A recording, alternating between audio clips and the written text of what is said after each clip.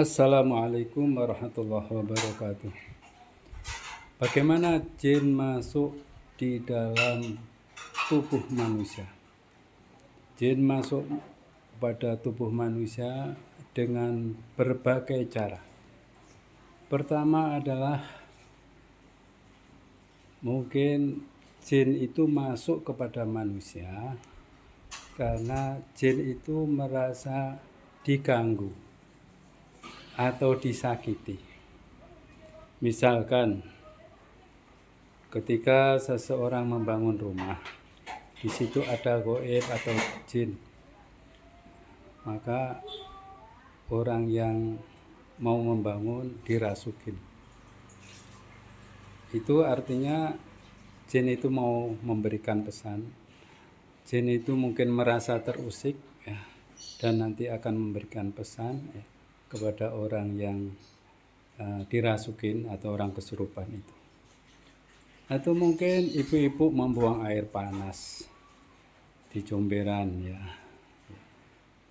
di tempat yang kotor, karena tempat kotor itu banyak gaibnya, banyak jinnya.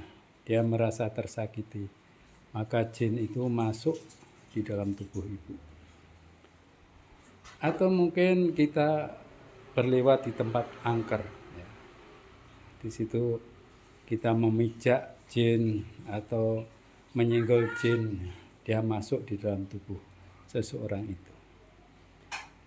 Jadi jin masuk mungkin merasa disakiti, merasa diusik ya, dan lain sebagainya. Ada jin masuk itu karena seseorang memang punya amalan-amalan yang tidak syar'i, yang tidak sesuai dengan syariat Islam, dan diniatkan amalan itu untuk kepentingan dunia. Bisa jin itu masuk di dalam tubuh manusia. Juga bisa jin masuk itu mungkin melalui dikirim orang ya. Dikirim itu ada dua sebab. Sebab mungkin iri, dengki. Ada sebab karena senang ya. Maka istilah pepatah mengatakan cinta ditolak maka dukun bertindak. Ketika cintanya ditolak, maka dia punya amalan-amalan atau melalui dukun ya. Dia dipelet, dimahabain, sehingga dia merasa perasaannya antara benci dan cinta. Di saat waktu-waktu tertentu dia merasa benci, di saat yang lain dia merasa rindu. Itulah karena hasil pelet, jin masuk karena pelet. Dan diketahui bahwa ketika seseorang mencintai orang berdasarkan pelet, itu tidak akan ada keberkahan. Dan kita harus yakin bahwa yang semacam itu sifatnya akan semu. Kalau jadi pernikahan, maka pernikahan tidak akan membawa sakinah, mawaddah, warahmah.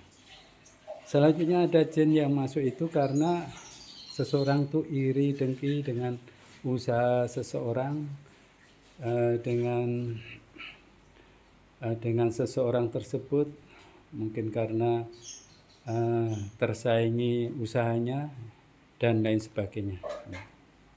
Maka seseorang itu iri, dengki, dengan keirian itu dia melakukan ritual-ritual sehingga masuk di dalam seseorang yang dirasa atau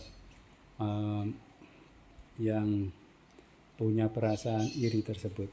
Artinya masuk terhadap orang yang diirikan tersebut. Maka solusinya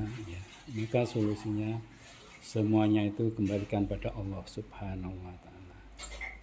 Solusinya kita betul-betul menyadarkan diri pada Allah dan kita kembali pada Allah, dan solusinya adalah di ruqyah.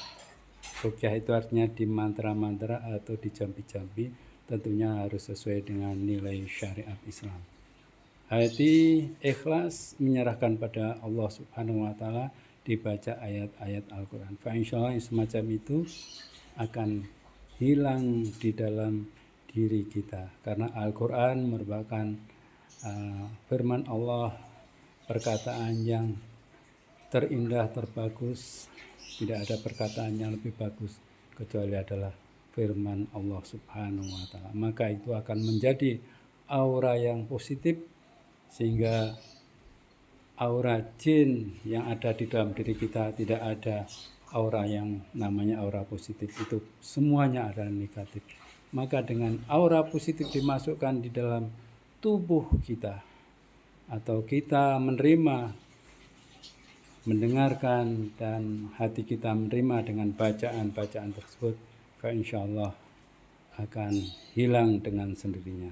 Tergantung sejauh mana kita menyerahkan diri kita pada Allah Subhanahu wa Ta'ala.